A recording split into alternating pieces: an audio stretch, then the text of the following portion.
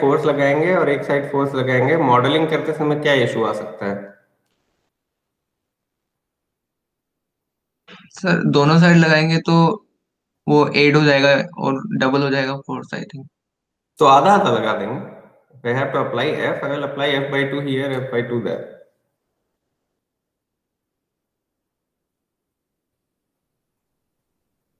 Hmm.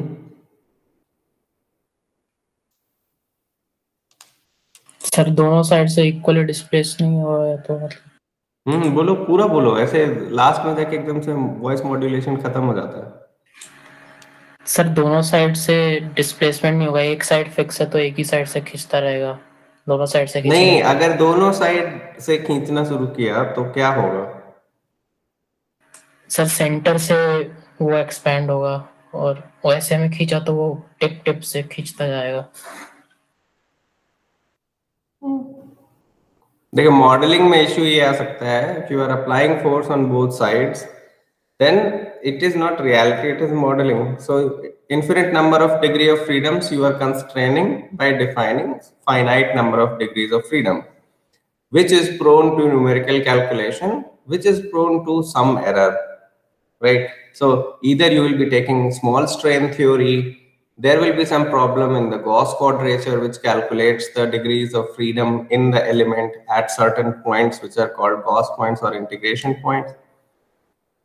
And apart from that, you can have some calculation in the zero error of the programming language itself. So whatever you're using, Fortran or MATLAB or anything, they don't make something equals to zero. They have rounding of errors. They have these kind of errors. So what will happen is that if you are applying f by 2 on left hand side, f by 2 on right hand side, it may happen that at one side it will be a little smaller than f by 2. So there will be a little net force on the left hand side and the object will be moving on left hand side. Yes sir. तो ऐसा उड़ता हुआ object दिखेगा उसमें. So it is better to fix on one end. So if something is being pulled from both sides with equal amount of force, so it is better first of all to model only half of it and fix the symmetry plane along the axis on the other side. So that will save your calculation time, that will save the calculation space on the computer, because the model size will decrease. You will not need much of a mesh to do it. Okay, so who can tell me the dimensions of the metallic specimen we tested in Wednesday's lab? And please do it as fast as possible.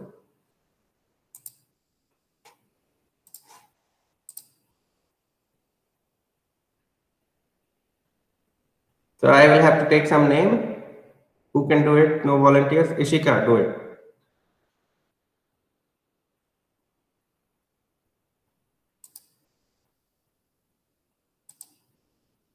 Ishika?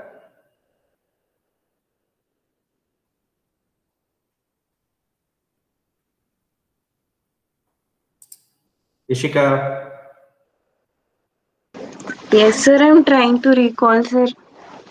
Okay, so you got it. No, I just want to know you heard me. Yes, sir. I heard you, sir. Okay, all right. So tell me the dimensions, or it should be there with me also.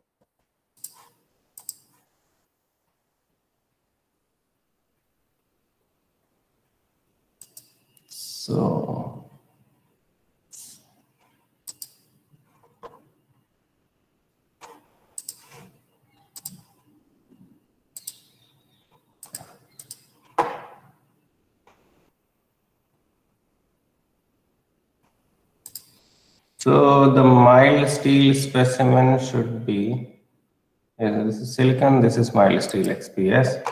So we see here the width is 10 millimeters, thickness is 6.5 millimeters, wide is 6.5 millimeters. I don't, okay, but it must have been measured. Okay, Kushagra is here. Kushagra, can you quickly check with Abhinesh? Is the dimensions what he measured for mild steel specimen? What was the thickness? Abhinesh sir, okay sir, I will do that. For the mild steel specimen, so the steel specimen, what was the dimension, cross section? Okay. Okay. So fine. So we have, for now, we have the width is 10, thickness is 6, and the gauge length was 90 approximately. I think it was 91. 91, a little higher than 91. And this 1 mm, 2 mm will make a lot of difference. So let us try to model that then. And this will be the last time of doing something like this. Next time you will be sharing your screens and you will be showing the results of your model. And from that we will do the analysis. So in the next class on Monday, I want all of you to have a model with you for tensile specimen with the results. So, and the results we will analyze on Monday. So we will take out the data from the results and then we will compare it with the experiment. Okay. So let us start with, so this is what we did. Last time we did tapered modeling. And of course the displacement values were not matching with what we had in our presentation, which I have closed, because I applied a force of 10,000 Newton in the model. However, the calculation of in the presentation slide where we plotted U versus X, there the load applied was 1000 Newton only. So here our load was 10 times more. And that is why we had, so here we applied 10,000 Newton. Okay, so what I will do is I will create an input file for this model and I will put it on Google Classroom. I'll also put it on the website of the lab. You can download the input file for this and you can change parameters. Okay, and that part also we will see if we have some time after trying to do the modeling for the tensile specimen. Okay, so I hope you can see the screen. Let me close the model. Let me first, so this was saved. So what can we do? We can create a new model. So now let us make a part. This part, so we are making tensile specimen of mild steel. We are making again in 2D. Deformable shell, continue. So we just want to make a rectangle and the width was 6.5. So actually I don't need to model the whole thickness. I just need to model the half of it, but I can model the full also. So let us do the full thing. So the thickness was 6.5, the width was 6. Or the thickness was 6.5. The width was 10 mm. So let me change it to 10 millimeters. And the thickness, I'm audible, right? Yes, sir. Yes, sir. Okay. So the thickness will be in the Z direction. So out of the screen, it should be coming out or going in the screen. So that dimension is not visible. And we define that dimension once we make the section. So here the thickness 6.5, we do not have to define. We have to define the gauge length. So gauge length was 91. So I'll make it 91 millimeters. One thing I'm telling you in the very beginning, that the results might differ from the experiment just because of the groove which we had in the experiment. So there was a notch. We will try to address that, although we didn't measure the notch angle previously. So we can try hit and trial. We can try to make a groove and try to see if that somehow matches with the experiment. But that possibility is still lower. will not be modeling failure at this point of time. We will try to do it when we go to module 3 or 4, where we talk about damage simulation. Okay, so because for failure, we will require the damage to be modeled also. So here we are just doing small calculation. So 91 is the gauge length, and actually I didn't have to give 91 also. I just have to give half of it. So let me make it half of it will be 45.5. So this is that, and I didn't need to make 10 also, could have made it 5, but let us not do it. You can do it if you want to do it. If while making your own model, you can do it. Let me start recording also. So I go to macro manager, I create a macro, but before this I have to set work directory, and the work directory was, I think, was it MM311 somewhere? Yes, sir. Here, okay. So I create the work directory, and then I create a macro, and I name it 12th Feb class, and select work and continue. Okay.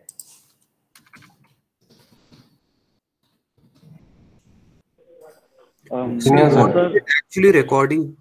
Yeah, that I wanted to show, but last time I didn't finish it. So hopefully this time we will finish it and we'll see what it records. Okay, so I have done that, and now I have given the dimension. I will go a little faster because I want to finish it. The modeling in this session. You can look at the lectures, and we have done the whole thing previously, so I don't think there is much explanation required, right? And of course, you can ask me anytime. Even in this class, you can ask me. So given the dimension, then I say done, and this thing is made, right? So part is done. I go to property, I create property, and I have to create the property of mild steel. So now the problem is the experiment which we are modeling, we need information about that material. So that, of course, we don't have. So because mild steel was behaving plastically, so we will need information of yield strength, how much is the yield strength, how much is the plastic strain, and all those things. We will do it. So my guessing at looking at the load was that the yield strength would be approximately 270 or something, 276, 275 megapascals. So, but then there was a notch. So we will see what we can do. So here the Young's modulus of steel usually is 200 gigapascals, Poisson's ratio 0.3 or 0.33. And then we go to plasticity. So elastic deformation we have done. So we choose linear elastic, which is simply elastic. And there you define Young's modulus and Poisson's ratio. This things becomes complicated if you choose anything other than isotropic material. So an isotropic material will have a lot of other parameters which you will have to define. We're not going there. Plasticity, you click simple plastic. So simple plastic behavior is usually what stress strain diagram we have read so far. So I will click on this, and here you see yield strength versus plastic strain. And this is not the total strain. This is the total strain minus the elastic strain. Okay. So if you remember our lecture in MM302, where we took the whole stress strain curve, and from the stress strain curve, so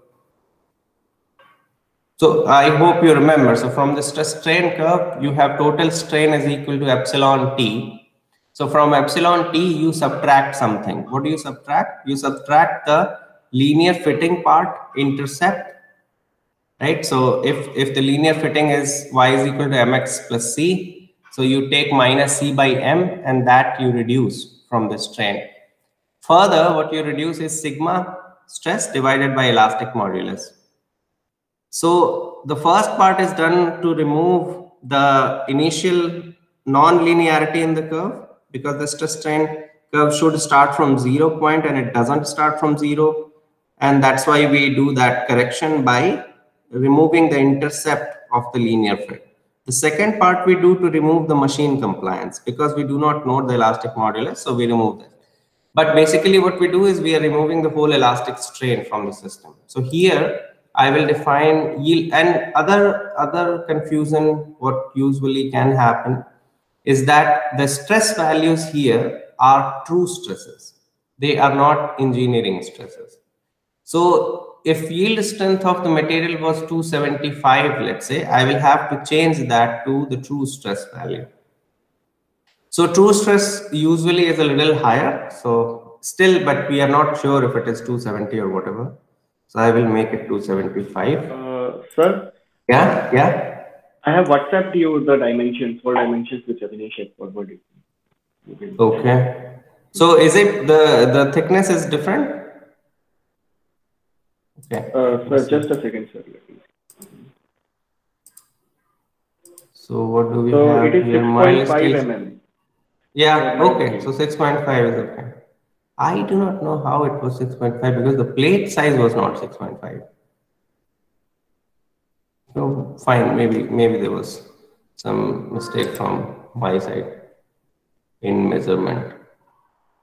So, but as far as I remember, the plate given to us was 5 mm thick, so it cannot increase, it can only decrease. Or maybe they made it from a different plate. So, but let us stick to 6.5 and see what we can do. So the yield strength, I am giving a value of 275, and the plastic strain value has to be 0, meaning, so what is the first yielding point? Yielding point is where plasticity starts. So when it starts, there cannot be any plastic strain, right? It is just the beginning. So the plastic strain is 0, right? And then what happens is, do we have a stress strain diagram somewhere?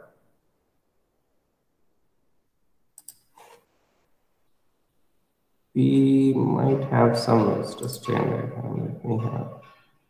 Let me see.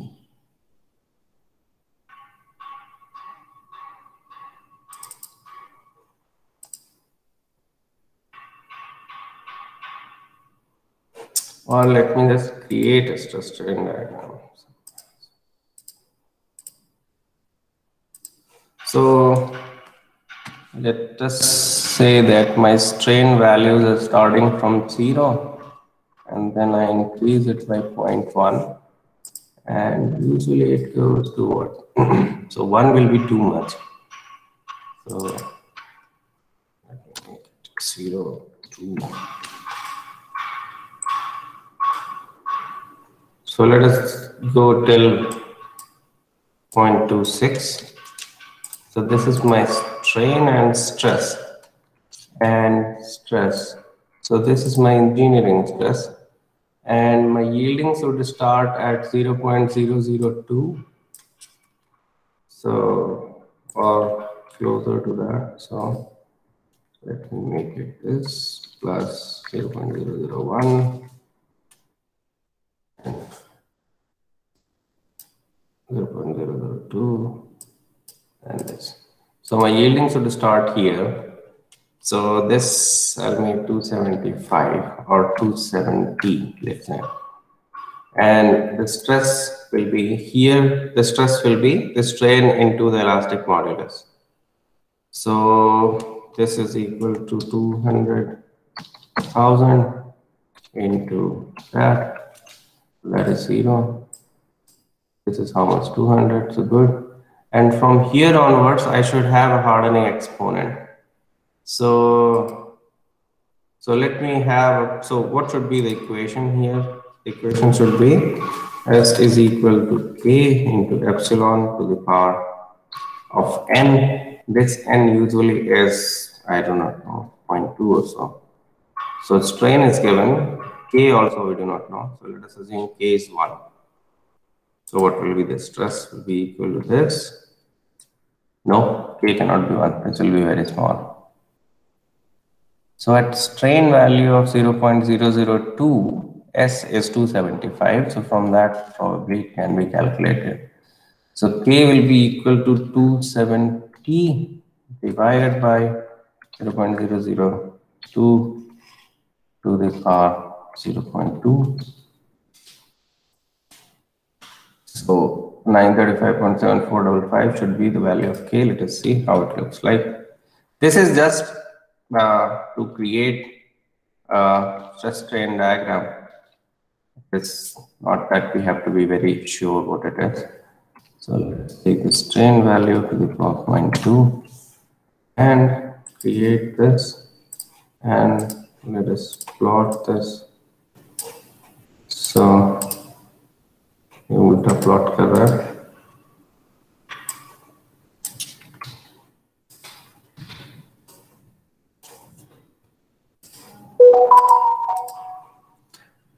So this looks good to me for a common stress strain diagram of a steel, of a metallic material. So if this is the stress strain diagram, then what I have to do is from this, I have to remove the elastic strain part. So if this is my total strain, and let us assume that this is my, so this is engineering stress, this is engineering strain. So what we do is, first we will have to change it to true stress and true strain. So I will change it to true stress and true strain. So true stress is equal to engineering stress into 1 plus engineering strain, which is this. So that is my true stress, and true strain is equal to natural logarithm of 1 plus the engineering strain. And this only can work until UTS. So you see the points are not decreasing. So we have yet probably not achieved UTS, or we have just achieved UTS but not gone beyond it. So our calculation of true stress, true strain should be fine. So this is my true stress, true strain value. Still I have the total strain in it. So now I just want the plastic strain values. So I want to remove from true strain the stress divided by elastic modulus, which is 200,000. So I'm removing elastic part. And this is my plastic strain. So it is negative, meaning that here almost it is 0. Minus 1.5 and 10 to minus 6 is 0. Close to 0. I'll make this one also 0. So this is my plastic strain value, and this is my true stress value. And these two I have to give as an input to the simulation. Okay. Engineering stress strain and elastic part should not be given because that is taken care of by the elastic modulus. Okay. I hope the things are clear so far. Let me plot the same on this curve. So you will see that usually true stress strain curve is a little higher from what we have. So I cannot plot plastic strain on this. I will have to keep the x-axis same. Only then you will be able to see if this is higher or not. So you see the orange one is the true stress, and that usually is higher than engineering stress for obvious reasons. So what are we going to do? I'm going to give these values and I'm going to give these values. So I have to start from here. So basically 270.54, you have a plastic strain value of 0.000645. What I can do is I can make it 270.54 it was. I can just make it 270 and I make it 0. Okay, so that should be okay guess. That yielding started a little before what we got as the plastic strain value. So this is what I want in the system. So I take it and I put it here. So you see I have all the points here. Yeah. So far everything is good. Hello? Yes, sir. Yes, sir. Okay. So the yielding points we have given, the plastic, so how the plastic stress strain curve is, we have given that information to the material part. Let us name it mild steel. I don't think we can keep spaces in here, but you can try later on. So material is defined. I want to make I want to make section, I can do it directly in the section manager. But yeah, you can do it in any other way. So it is asking select the reason to be assigned as a section. I want everything to be a section. And then fill out section part. I have not made the section, so I will be making it here. You could have done it by clicking on the second button and then following the order. So go here, make the section, go here, assign the section. But you can do it also here. So I'm making the section here. There's no need to name it. It is a solid homogeneous thing. It has a thickness. Thickness was 6.5, having the whole thickness here. Here you shouldn't make any symmetry thing because you cannot apply Z symmetry in 2 dimensions. So you have to give the full thickness. Yeah, so thickness is given, section is assigned. So this material property of mild steel, and this section is assigned to the material, so it will become green. Section is assigned to go. Assembly, I call the object what? Just a second.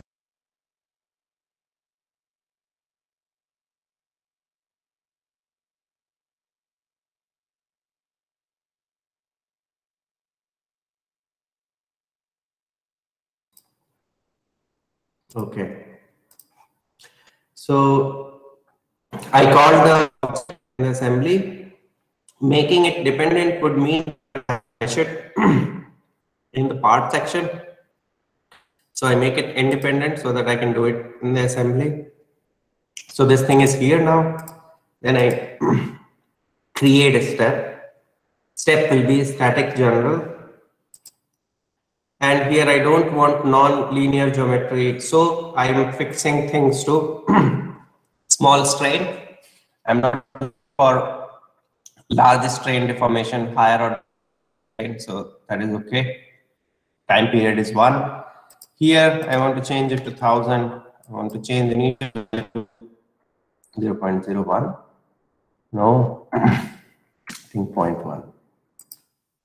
This I will change to 9. This I will change to 0.1. So why I'm doing this? Because in plasticity there might be some problems with the convergence. Let us hope that there is no problem. If you select fixed, so then what will happen is that if you click on this option, it will give the number of increments at just a second.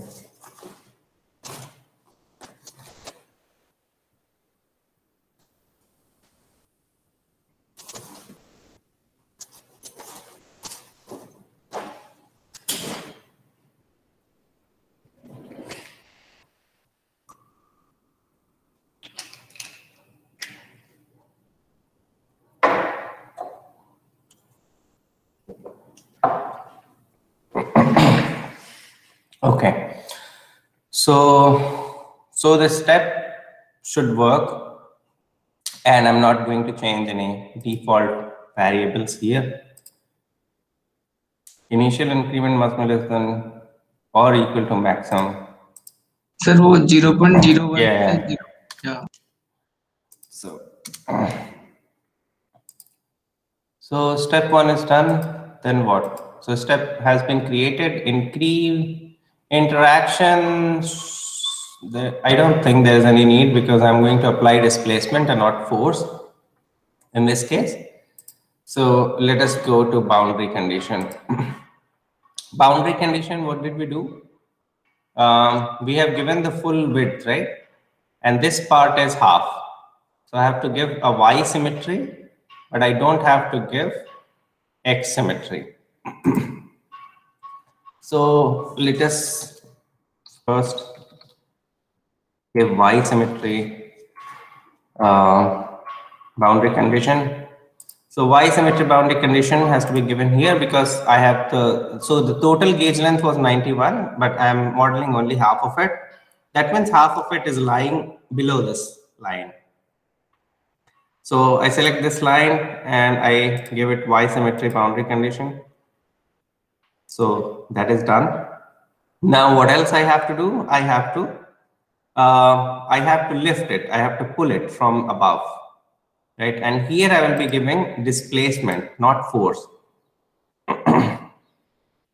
What happened really in the experiment was we gave a displacement rate. Okay, so you know that the time, total time we have is 1. So that 1 time you can correspond. So you can imagine the total time 1 x. So let's say x is equal to the total experimental time. So if the total experimental time was 100 minutes or 37 minutes or whatever it was, that x is equal to that. So you can calculate if you are normalizing with 1. So how you can normalize the total time, and the rate given in the experiment was 0.5 millimeter per minute rate.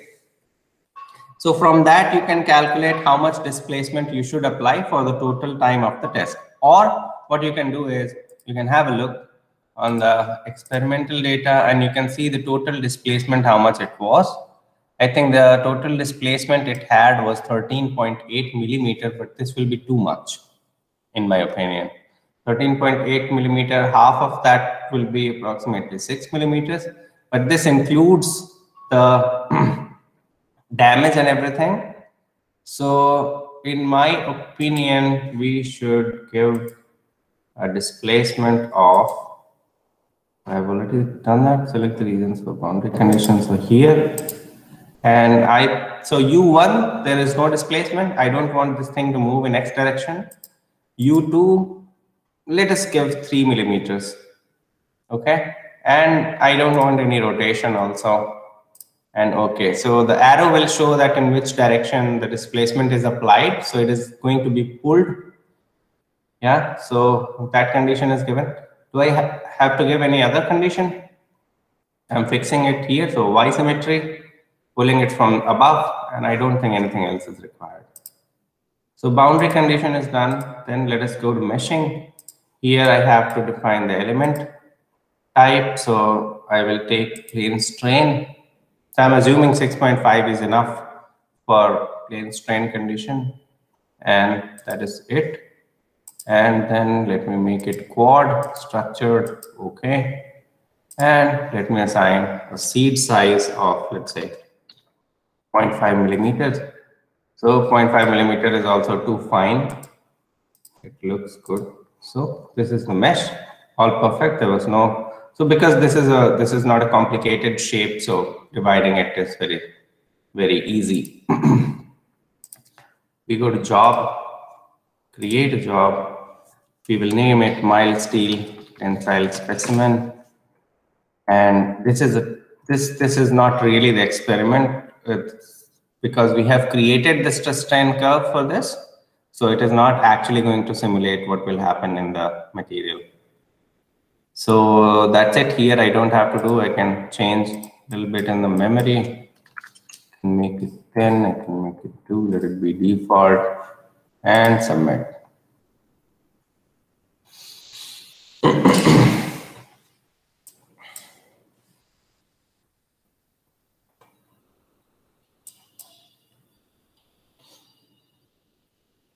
So input file has started, completed. Now the calculation has started and it has finished. So the calculation has finished. Warnings, there are some warnings. Usually there are warnings and usually I ignore it, but it should not be ignored. But sometimes you can't do anything. So the warning is for two-dimension model. If a non-unity thickness is specified for two-dimensional solid elements and these elements are involved in interaction, such as contact, the same thickness should be specified for the out-of-plane thickness of the corresponding surface under surface interaction. So this warning is a default warning as soon as I define a plane strain thickness to a two-dimensional computation, because it is asking to be careful about contact definitions. We have not defined any contact. Okay, so nothing to bother about there. So second warning is boundary conditions are specified on an inactive degree of freedom of 21 nodes. The node has been identified in the node set. So we will have to see what wrong we have done. Boundary conditions are specified on inactive degree of freedom of 21 nodes. Okay. Okay, we will see.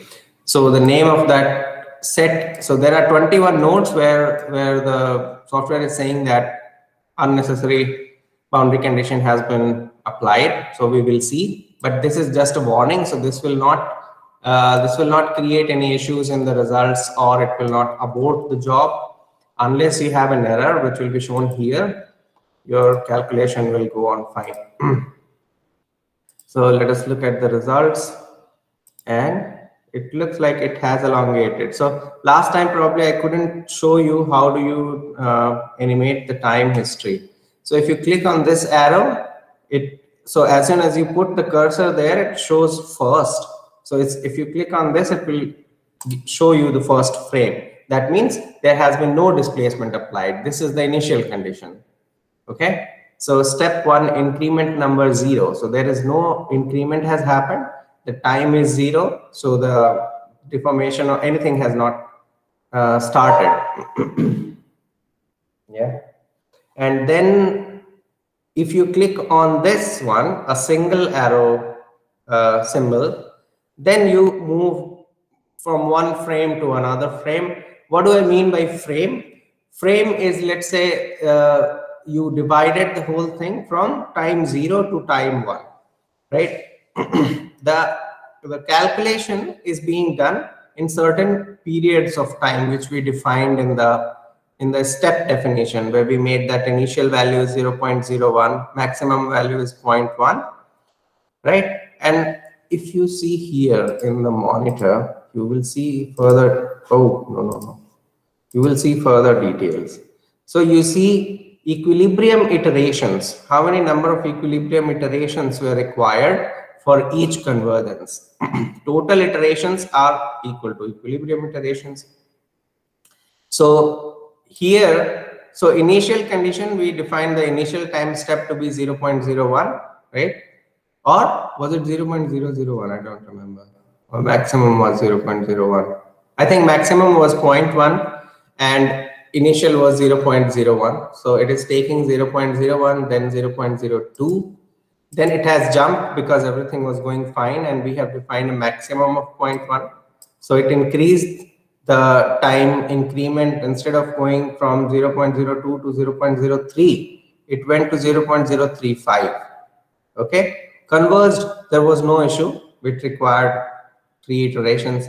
Then it jumped again, it reached 0.14 here, and then you see approximately, so 0.21 to 0.31, it is approximately has reached the maximum time step we defined, right? So if you remember how we defined in the step, here we set the maximum to be 0.1. So it started from 0.01, and by looking at convergence, it kept on jumping, and at the end it reached the maximum jump. So maximum time increment which it could achieve. So you see 0.21, 0.31, 0.41, and you will not see that it jumps further because that is the maximum we have assigned. So it will not jump more than this. Okay, so I hope it makes any sense. And the results are there. We will discuss the result. So what you can do is you can click on this and you can see how the stresses are changing, how the displacement is changing, and all those things. And at the end, it reaches step time 1. You have to be careful about the deformation scale factor. So the results, what you are seeing is 1.517 times larger than what it should be. So it is usually there to just see, because the real displacement will be probably so small that you will not be able to see the deformations or which element is getting elongated and all. If you want to further change it, we can do it in the next class. So that's an important information here. And yeah, so now I will stop recording. And you see there is an information here that Abaqus macros .py has been created with the macro name 12th Feb class. So this is what I recorded. And now I'll show you what this recording can do. Okay. So this was our result, and let me close it then. So do you have any questions so far? Hello? Are you still on Google Meet? Yes. Yeah. Sir, instead of fixing it on the edge, if we could have fixed it on the center, does this work? Can we fix it on the center? 1 point, only 1 point. Yes, sir. From the middle section of the bar. So 1 point, what kind of boundary condition you will define to that? Sir, at this center edge, the center cross section, Here. everything will be, yes, sir. Here. No, sir, at the center of the bar. At this, so this is half of the bar, so center will be here. Okay, sir. Yeah. No, sir. I understood. Okay. Any other question? If not, then I will close this. So what you can do is you can have a look at the recording, which I will put on YouTube, and you can keep having a look on this one, also the previous one, and you have to model the tensile specimen. So we tried this. Simply, you have to model the same thing, but you can try different things. So you can make it also symmetric along this axis. Okay, you don't have to model the whole 10 mm. You can only model 5 mm, and all sorts of different things you can try, but you have to create it in the Monday class. You should be ready with your ODB file. So this is an ODB file. So this is the result file. You should be ready with this. So what I will ask you to do is you repeat what I have done. Okay, and you repeat what I have done, because we also need to understand how to extract the data from this and how can we calculate the stress and strain diagram again back from these results. We are getting a lot of information. The stresses values we are getting in each small elements, in each boxes, at each nodes we have stress and strain values. So if we have simulated something, how do you get one stress and strain value for the whole specimen instead of having as many number of nodes you have, that many number of values you have? Yeah. So model the same thing. You can try a little bit of differences. There is no problem with that. Model the same thing, have the result files ready on Monday class to start with. Okay. So now let me close this thing and let us go there. And so let me also save it. So this was our tensile specimens. I'll make it lab 2 in slide. Okay, and now let me go to another one. Okay, so now I do not have any model here. So this is just a plain beginning. Okay, I have closed the older file, which was this, and now it's a starting. So what do we record? We recorded something in the C drive in the work directory, which was macros. So .py, and I go and I see what it is, and it's taking some time. So this is actually a Python code, and it has a lot of information in it. Okay, many information. What I can do is I simply will make another file. So I'm creating another file, and okay, and then what do? I copy the whole thing, I put it here. Okay. And then you see there is already a warning, do not delete the following import lines. Okay, and then this is making macros, so I don't make macros here, so I will remove that part. And then, this is our macro today. So 12th Feb class. So this one we want to use. This I don't want to use. I will remove this, but I will not remove the initial part, which had a warning that created. So those things are required to run the Python, to couple the Python with Abacus. I think this is our today's file, but all this has an excess indent because this was a macro. So does anyone know a shortcut to, but I think it should be there, edit and indent, decrease line indent. Okay. So now the indent is, I think it should work. So let me save it in the same place, and I have to save it. So what did we name today's? No, this one. So I'll name it mstensile.py. Save it. Hope there is no problem. So my Abacus, there is nothing. I go to file, go to run script, click on this .py file which has been created, and there is an error. Usually it happens. Name S is not defined in line number 26. So debugging might take a lot of time. So line number 56, S is not, actually there are too many informations here which are not required. So let us see what we can do. Here, I don't think there should be any problem. So in this line, you see the model is being created, the name tensile ms to the part is given. Okay, and there is a code which has to be written in Abacus before recording starts. Otherwise, it will not record things on the basis of coordinate axis, but it will start masking things.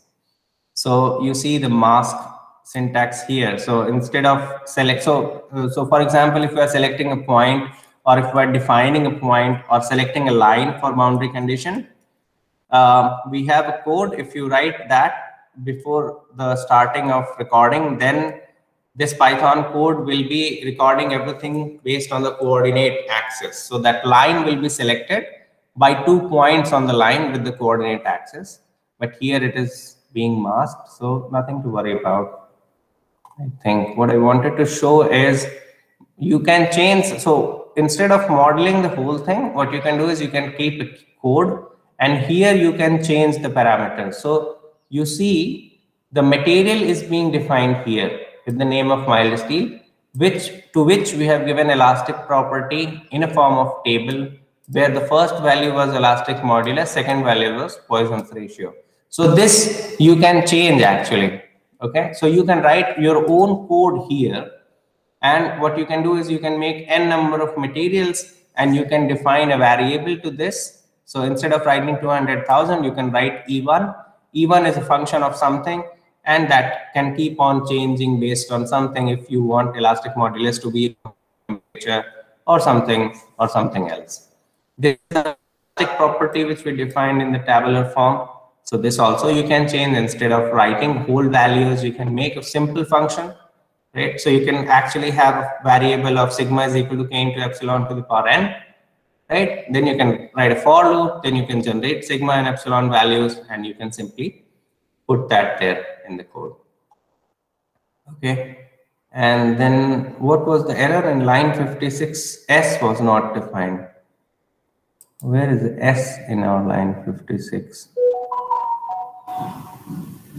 So A is there, P, A, P, what is S?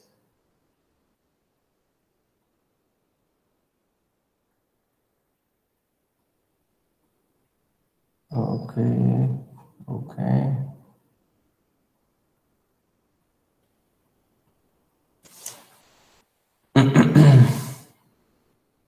These are the ODB things. So this we don't want. This also we don't want. This also we don't want. And I don't think this is also required. But so let us see. Although I've changed nothing basically. So sketch is equal to S. In line 26, oh, I went to 56. So 26 sketch is equal to S is not defined. Oh, then, oh, we didn't record at this sketching point. We started recording after that.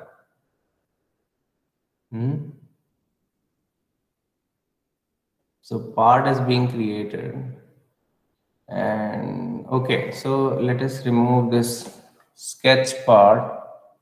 And what, so delete sketch is happening here. And after that, what is happening? After that, material is being formed. Right, so till here the sketch formation is there. So let us remove this part and save it, and let me open what we had.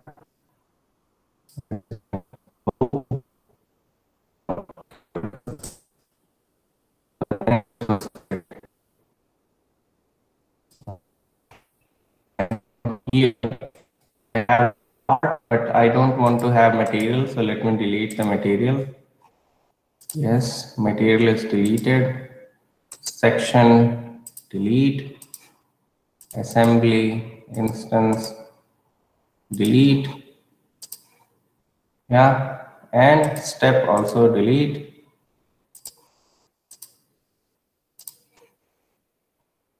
And now let us see. So I should have the part ready. Yeah, it is there. Should have tensile MS name. It is there. So let us hope something is happening. Yeah. So you run the code, and I deleted the material, and that material is created again. It has been brought to the assembly. The boundary condition also must have been applied. Yeah. So that has been applied. It must have been meshed. So it is meshed. So there was some problem in this sketch section. Probably I started recording before or after sketching it. So the idea of recording was, Gaurav, that it automatically generates the Python code for whatever you are doing. Okay. And it helps you, instead of going through the user interface, it helps you if you want to change some parameters. So you don't have to remodel everything. You actually can do it here. So for example, mesh element type you can change. So element type you can change, and element size you can change. Local seeding was, I think, how much was it? 0.5. So it should be here. So you see here the seed part instance is there.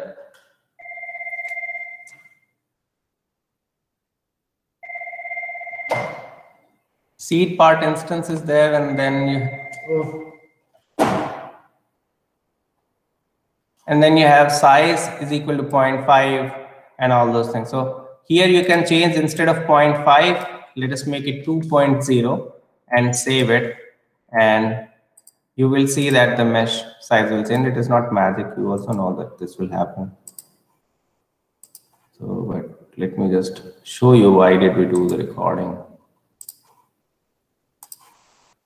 So I've deleted the material, I have deleted the assembly, I deleted the boundary conditions, I hope so, because there is no instance, so there is no, oh, I have not deleted the section. Delete, yeah. Why it is looking red? Answer step part. Step, delete step. Actually, I can record this also, and there will be a code for deleting all these things, and I can rerun it. So that's the importance of this. So let me run the script again, and you will see the mesh size should be now 0.2. Okay. So you can do the changes here and simply run it, and you will see you can change the things here. Yeah. And after doing all the modeling, oh, it also submitted the job. So that part was also recorded. You see, just now the message came that, so I think, let us see, it is 0.2. Oh, don't crash.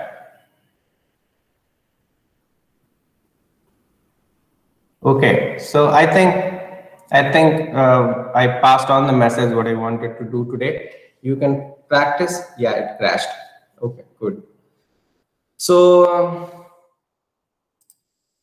so you should make the tensile specimen model, and you should be ready with the results with the ODB file on Monday, and we will do the post processing, and we will try to find out the ways how we can get a lot of information from the ODB file. Okay, and you can ask questions, of course, on all the platforms. But if you have any question related to today's class, you can also ask on Monday, face to face, virtually, and you can also ask on other platforms. Okay, all right. So that's all from my side. If you have any question, you can shoot or you can leave.